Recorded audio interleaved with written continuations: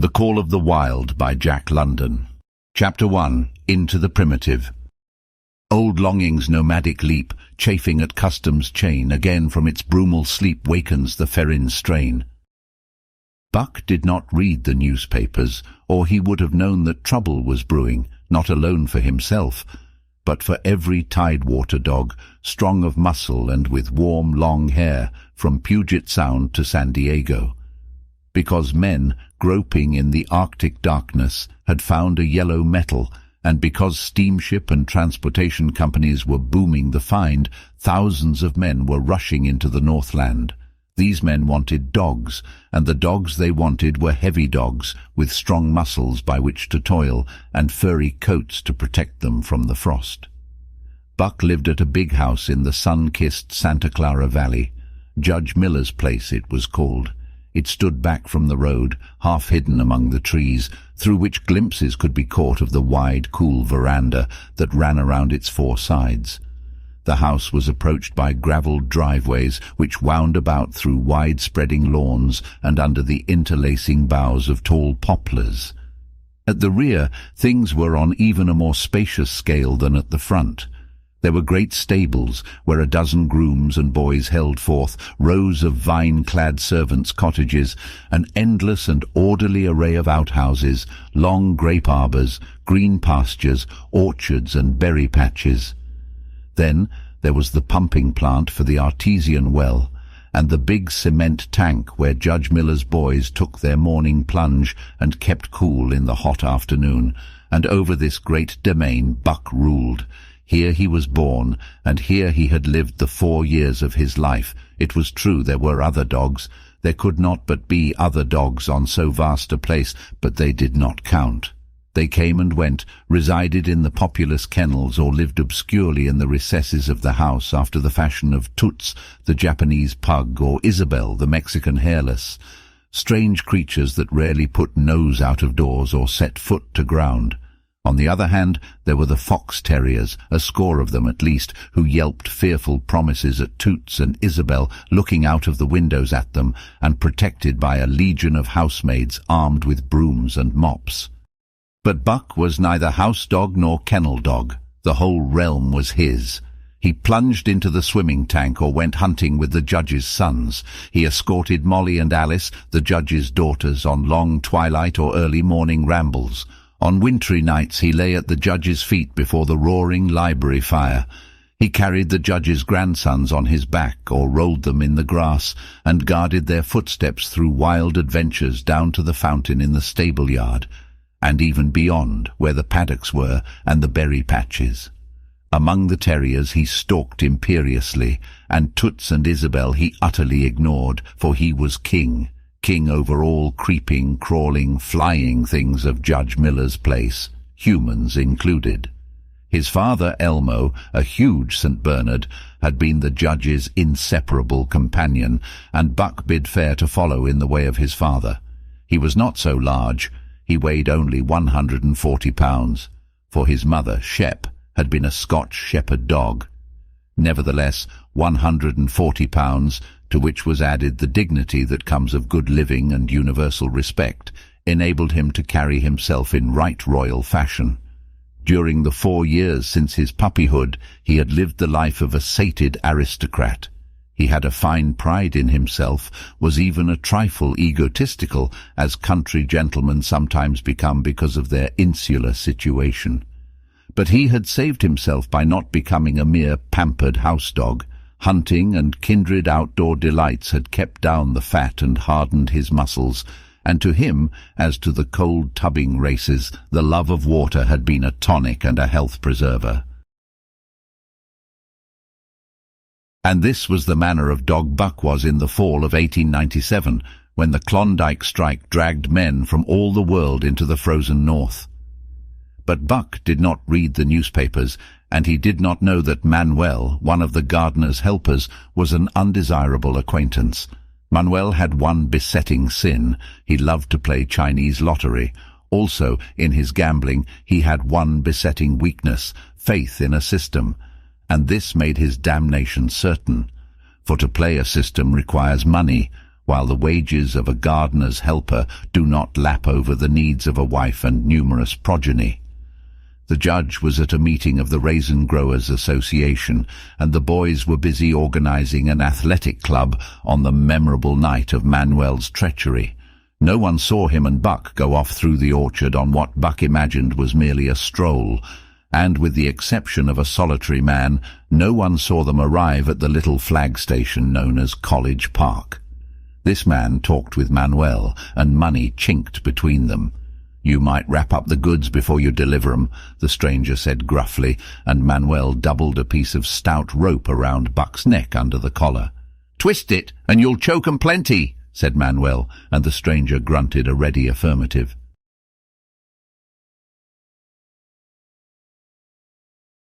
Buck had accepted the rope with quiet dignity. To be sure, it was an unwanted performance, but he had learned to trust in men he knew, and to give them credit for a wisdom that outreached his own. But when the ends of the rope were placed in the stranger's hands, he growled menacingly. He had merely intimated his displeasure, in his pride believing that to intimate was to command, but to his surprise the rope tightened around his neck, shutting off his breath. In quick rage he sprang at the man, who met him halfway, grappled him close by the throat, and with a deft twist threw him over on his back. Then the rope tightened mercilessly, while Buck struggled in a fury, his tongue lolling out of his mouth and his great chest panting futilely. Never in all his life had he been so vilely treated, and never in all his life had he been so angry. But his strength ebbed, his eyes glazed, and he knew nothing when the train was flagged and the two men threw him into the baggage car. The next he knew, he was dimly aware that his tongue was hurting and that he was being jolted along in some kind of a conveyance. The hoarse shriek of a locomotive whistling a crossing told him where he was. He had travelled too often with the judge not to know the sensation of riding in a baggage car. He opened his eyes, and into them came the unbridled anger of a kidnapped king. The man sprang for his throat, but Buck was too quick for him. His jaws closed on the hand, nor did they relax till his senses were choked out of him once more.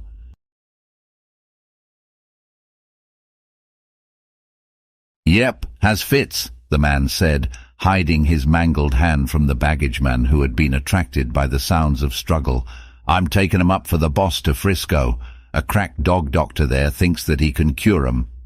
Concerning that night's ride, the man spoke most eloquently for himself in a little shed back of a saloon on the San Francisco waterfront. "All I get is 50 for it," he grumbled, "and I wouldn't do it over for 1,000 cold cash." His hand was wrapped in a bloody handkerchief, and the right trouser leg was ripped from knee to ankle. "How much did the other mug get?" the saloon keeper demanded. 100, was the reply. "Wouldn't take a sou less, so help me." "That makes 150, the saloon keeper calculated, "and he's worth it or I'm a square head." The kidnapper undid the bloody wrappings and looked at his lacerated hand. "If I don't get the hydrophobia, it'll be because you was born to hang," laughed the saloon keeper. "Here, lend me a hand before you pull your freight," he added.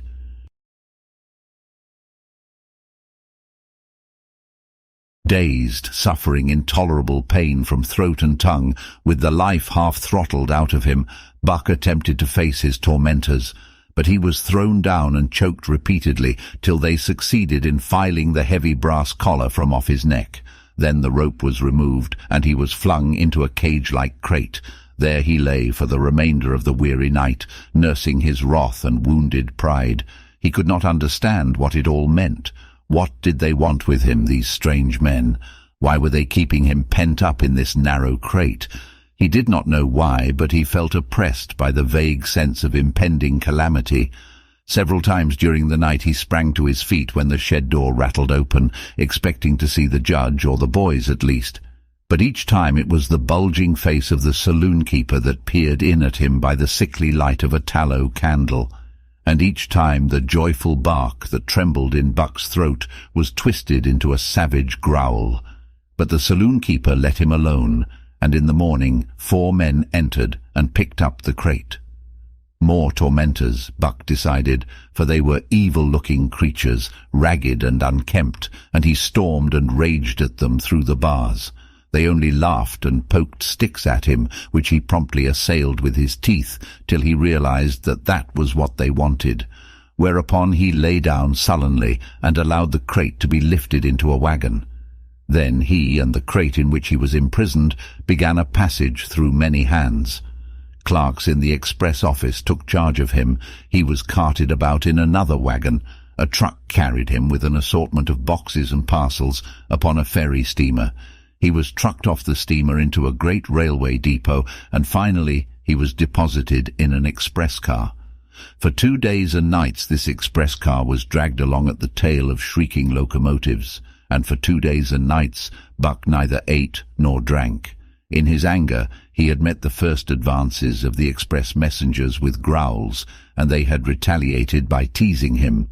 When he flung himself against the bars, quivering and frothing, they laughed at him and taunted him. They growled and barked like detestable dogs, mewed and flapped their arms and crowed.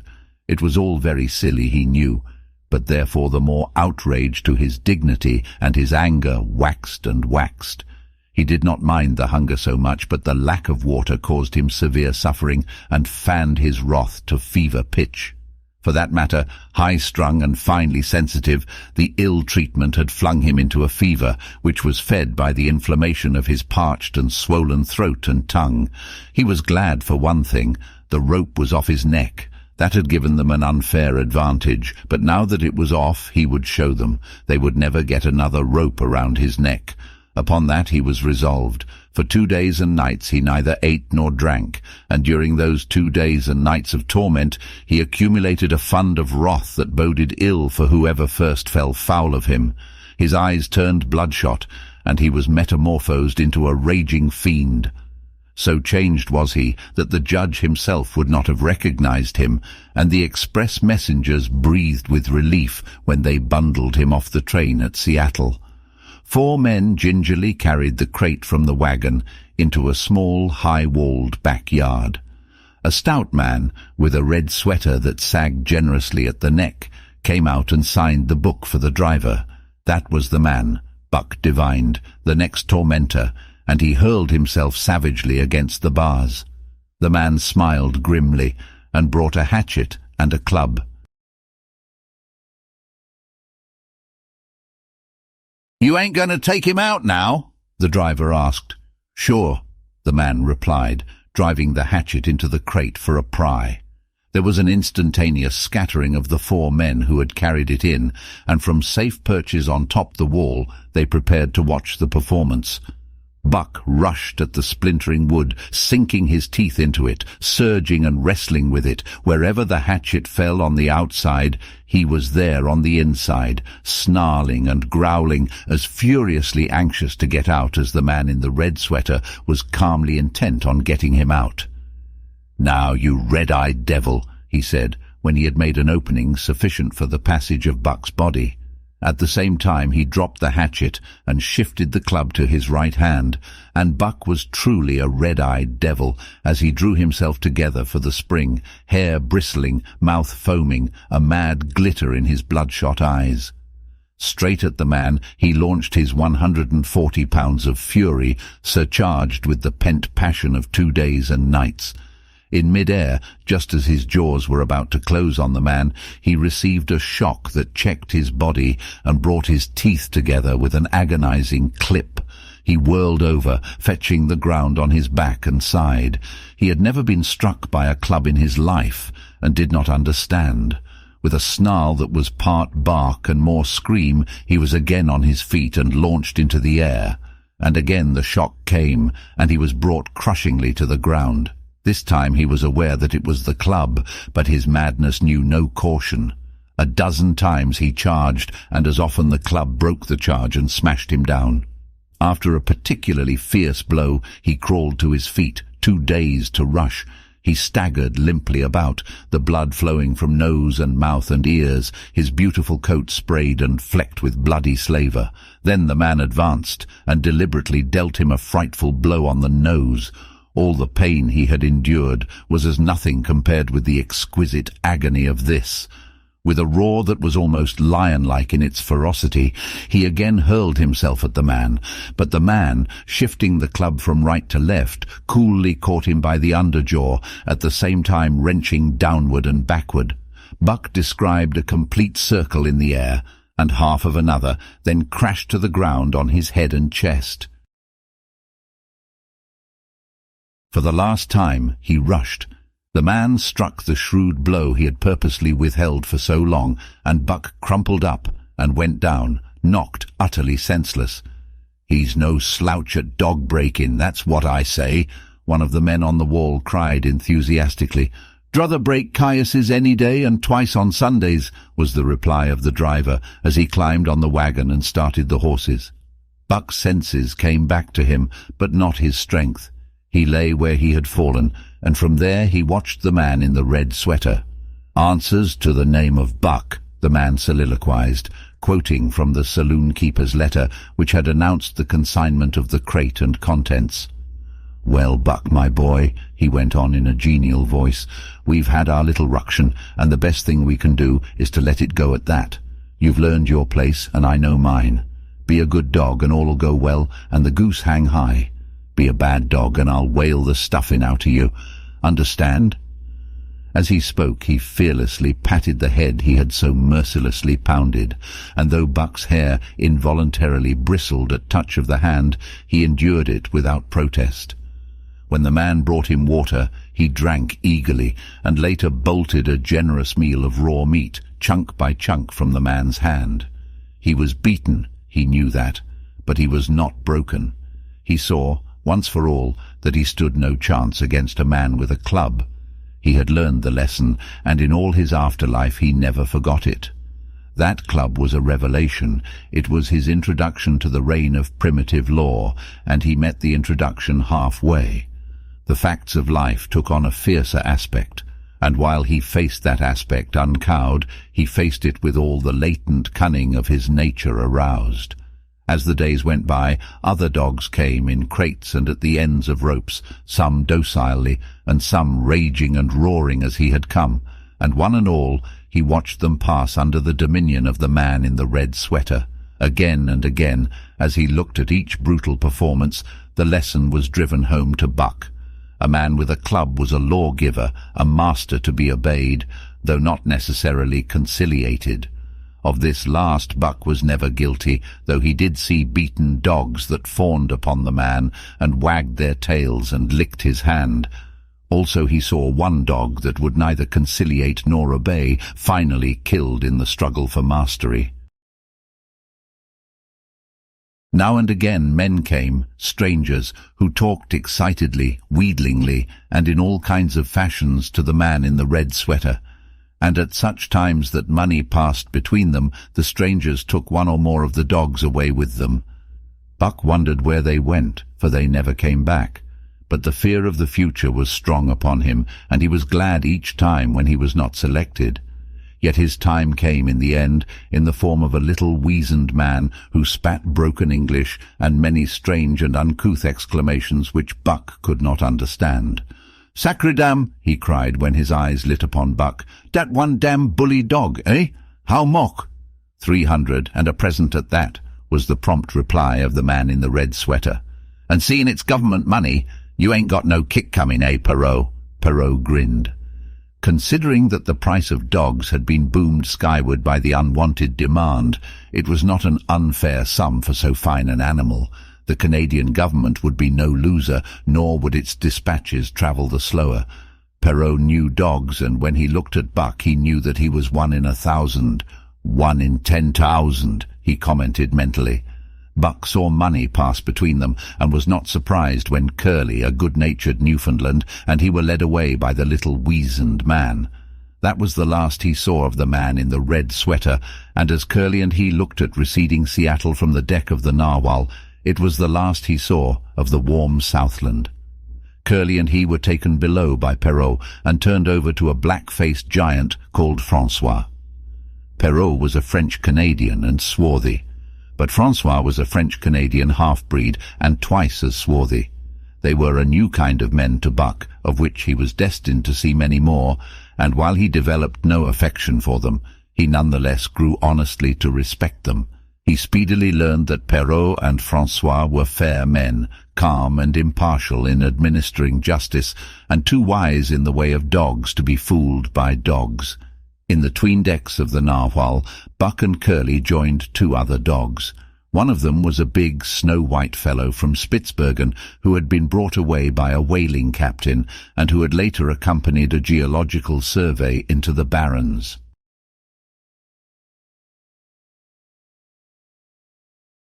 He was friendly, in a treacherous sort of way, smiling into one's face the while he meditated some underhand trick, as for instance when he stole from Buck's food at the first meal. As Buck sprang to punish him, the lash of François's whip sang through the air, reaching the culprit first, and nothing remained to Buck but to recover the bone. That was fair of François, he decided, and the half-breed began his rise in Buck's estimation.